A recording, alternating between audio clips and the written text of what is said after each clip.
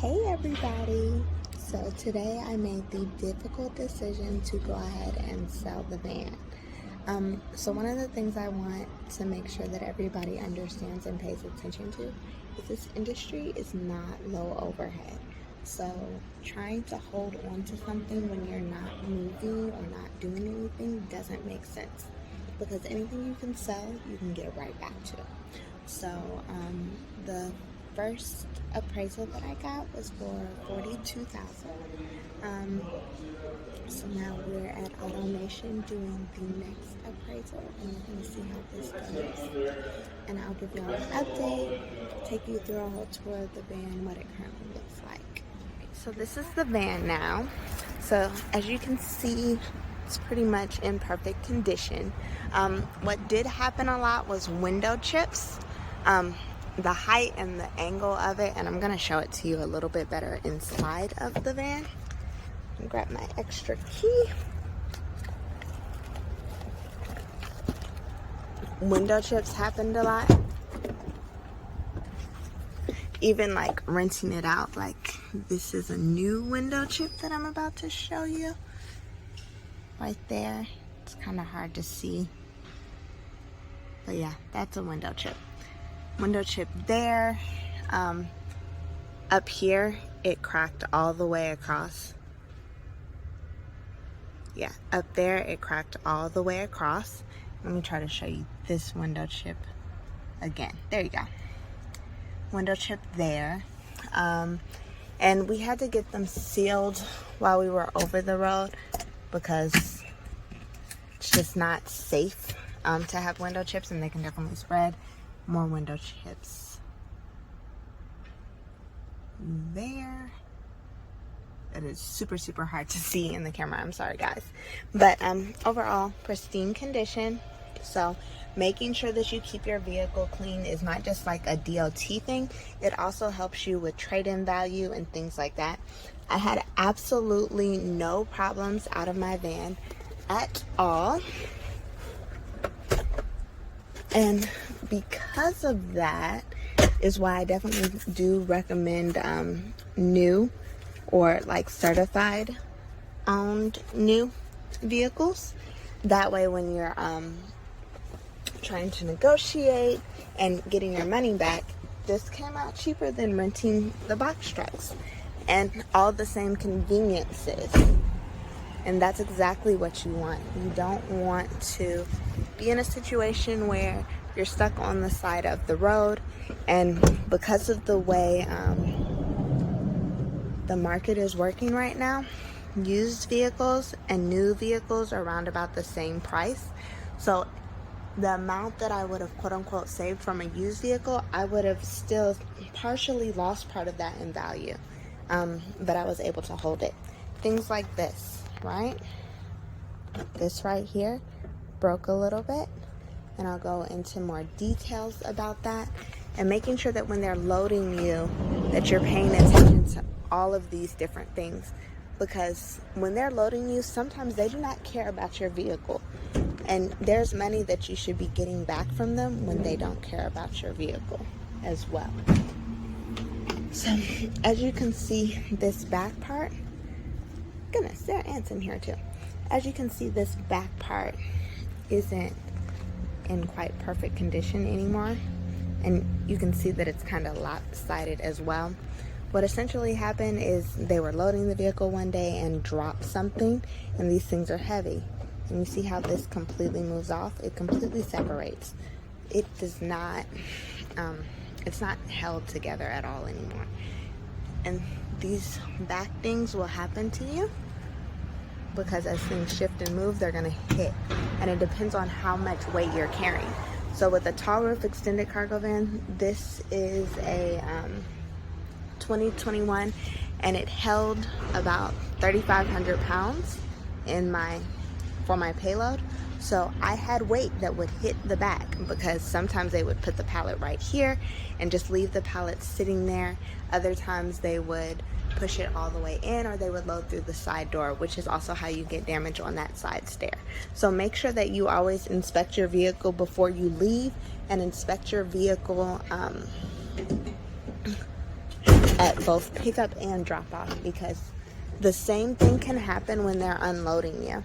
And if you're not paying attention to them loading you, and that's a very important thing that you don't want to miss, because that can be the difference in how much money you get when you go to sell your vehicle, because now they want to take off for the dings and dents. So from an external perspective, everything stayed in pristine condition the entire time, making sure that I got it washed regularly, tires rotated. When I was renting out the vehicle, a driver ended up shredding one of the tires. So one of my tires is brand new and the others are not. And you can see the difference between like a brand new tire and the other tires. So the tread is great, full, able to stick a whole finger in there. That's exactly what you want. Versus like my front tread, yes, I can stick a whole finger in there, but it's not nearly as deep. So yes, those are still good tires, but you're going over the, making sure that your tires are maintained is important. You don't want to wear them all the way down to that very last minute, and now you're going in different terrains and different conditions, because we went up mountains and through Tennessee and stuff like that. And Georgia may be hilly, but they are not mountains. So let's see what this next appraisal is going to get us. Hopefully it will be more than the 42. If not, I'll be going back to the original one and we'll be moving forward. Right now I'm going to focus on booking loads for other people, because my life's just not set up for me to be over the road right now.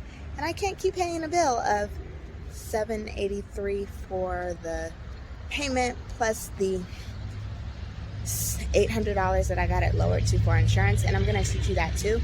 If you have a time frame where you're not going over the road and you're not booking loads, you definitely want to get your insurance lowered. I'm going to tell you how I did that as well. But we'll be right back. All right, so they did not want to give me or match the same amount. They offered $39,000, which was the original offer that I had already received from Wade Ford. So that is where I am going back to. I'm going to their commercial side, because that's where I bought the vehicle from in the first place, was the commercial side. I didn't buy on the retail side. When I was in the Auto Nation side, I think I really just went back to Auto Nation just because I had originally done an inquiry with Auto Nation to sell the vehicle. Auto Nation just offered $39,000. The reason I did stand my ground with the $39,000 when Wade Ford offered it was because I had already done a Kelley Blue Book and it said $46,000 is what the vehicle would be able to sell for. And I know that there's, like I said, there's a supply and demand shortage. I'm on your lot. You have none. You have no 2021s. You have no 2020s.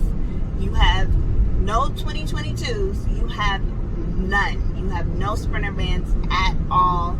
And especially any tall roof cargo vans, like you have none. And in knowing your power, which in that situation I did, I said, no, like I can walk away right now. I'm not taking $39,000. I want the full amount of paying off my vehicle. And since they said they were going to honor that, for some reason I just felt like I might have been being taken advantage of.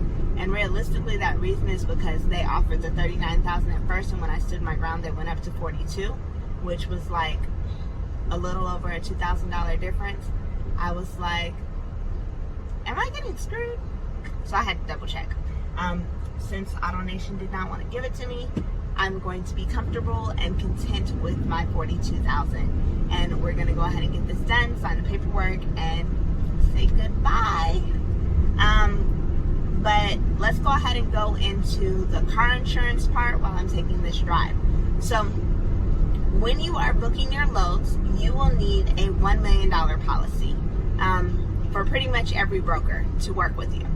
When you know you are not going over the road, the minimum with Progressive to keep your DOT active, and Progressive's minimum when you have a DOT number is $350,000. Lower your insurance to the $350,000 mark, because you're not calling brokers to book loads. So nobody cares if you have $1 million policy and your vehicle is just sitting. That applies for Sprinter vans. If you have a box truck, the minimum DOT required insurance is $750,000. But $750,000 versus a $1 million policy can still be a significant difference in your overhead, because $200 additional that you have to spend every month for a vehicle that you're not driving or making money off of or booking loads with is entirely too much. Like, that's not something that you should have to think about, worry about, or be paying for.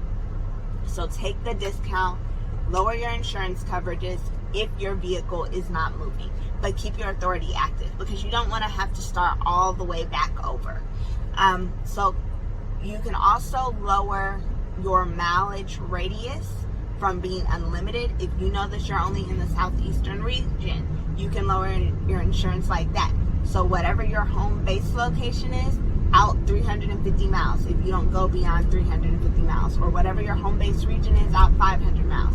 Or for me, I lowered it all the way down to the minimum because my vehicle was sitting outside of when it was rented out on Turo, which with Turo, when anybody would rent it, I asked them if they were going long distance or if they were just doing a quick local trip. If they're doing a quick local trip, that's fine. There was no reason for me to increase my insurance coverages just to cover myself in case Toro's insurance didn't cover me. But there is no reason for your vehicle to sit and not at least help you with your overhead. So if you're going through something, you have some family situations going on, like I did when I got pulled off the road, it balanced out and helped me a little bit with my overhead, even though it wasn't the full amount of my overhead.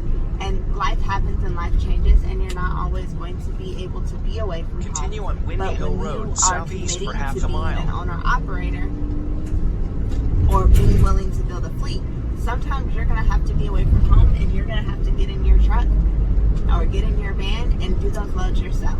So the lifestyle of being over the road has to work for you. And don't let people tell you that you can be home every weekend. When you are first starting, you are not going to be home every weekend. You're going to sleep. So that inconsistent sleep, your sleep is going to be based off of your loads, because once your load comes, you want to be prepared and you want to be ready for it. Those are things that you have to accept and you have to be ready for. If you're not, turn right on a Spring Road, southeast. You have to be on a certain sleep schedule. If you have to be home at certain times, understand that by demanding to be home at certain times, you will lose out on money. When you first start, like I said, that weekend home every day, that's cute and that's dandy, but that's not the amount of money that 9 times out of 10 you're trying to make, unless if you get luck of the draw and you just happen to experience it. Great, I am proud of you. Congratulations. Let me know how you did it, because that's not something that I was able to do. If I wanted to ensure that I was home, sometimes you had to do a deadhead. A dead haul. Driving unloaded just to make sure that I made it home. Continue for 1.5 miles. And that's cutting into profits. That's cutting into margins. I'm going to explain further just making these different business decisions, what's good for you, because my current goal is whatever I invest to make 5 times of it.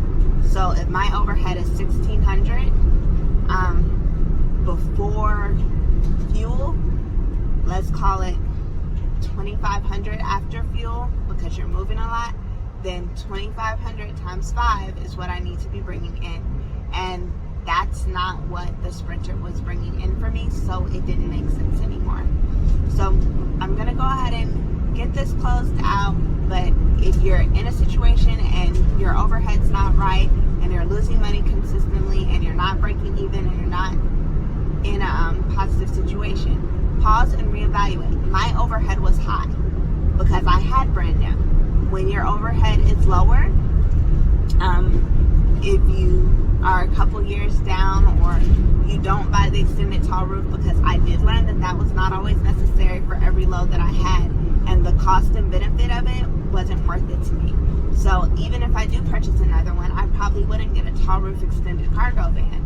unless if I'm just trying to hold my value because they're rare and the value paid off for me. So where I'm balancing out, minus what I lost when I was sitting. But yeah, take your time, do your numbers consistently. Do not take a week, do not take a month and not look at your numbers and not know what you're making, because if you're running in circles, you will lose money. Just because you see $20, $30, $40, $50,000 coming into your account, that doesn't mean anything if you're not profiting $20,000. If you're making 50 and you're profiting 20,000, great. If you're making 50 but you're spending 55 or you're spending 49, that is a problem, and you need to reevaluate your business because you're not making any money. You're not going to be able to scale. You're not going to be able to reinvest in your business. So make sure that you take a look at your numbers every week. I'm going to give y'all some spreadsheets. There are going to be some links in the bio. Well, not in the bio, in the description, where you can get some of the spreadsheets that I use to calculate my cost and my profit for each week, and just knowing overall, you know, what you're spending and breaking it down. So make sure you click that link in the description. Please, please, please subscribe, because this journey is not over. How I'm going to maximize the business and booking the loads, and all my other ventures, because there's other stuff that I'm doing, which is also in part why this wasn't very feasible for me right now. It's the only stream of income that I have, and you have to evaluate your stream of incomes and what's making you the most money, what makes the most sense, and getting your time back, because we want to be on vacation and relaxing and on beaches. We want to enjoy our lives, and we don't want to work ourselves to death. So In a quarter mile, turn left on find your McCauley start, Road. you build your capital, and on to the next. So I will see you all on the